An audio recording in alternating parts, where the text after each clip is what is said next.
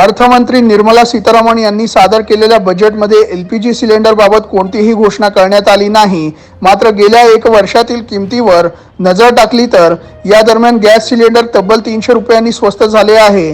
20 जुलै 2023 ला दिल्लीत सिलेंडरचे भाव 1103 रुपये होते, तर आज दिल्लीत 803 रुपयांना सिलेंडर विकत मिळतो।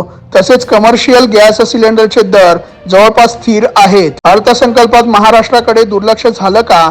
अर्थमंत्र्यांचं उत्तर, अर्थमंत्री निर्मला सीतारामन यांनी अर्थसंकल्प सादर केला आहे। या अर्थसंकल्पात महाराष्ट्राला काहीच मिळाले नाही असा आरोप महाविकास आघाडीने केला। यावर वाढवण बंदरासाठी 76,000 कोटीची मंजुरी दिली आहे, मात्र अंतरिम अर्थसंकल्पात या प्रकल्पाचा उल्लेख करण्यात आला नव्हता। याचा अर्थ असा होत नाही की महाराष्ट्राच्या विकासासाठी निधी दिला नाही किंवा महाराष्ट्राकडे दुर्लक्ष केलं जात आहे, असे सीतारामन म्हणाल्या।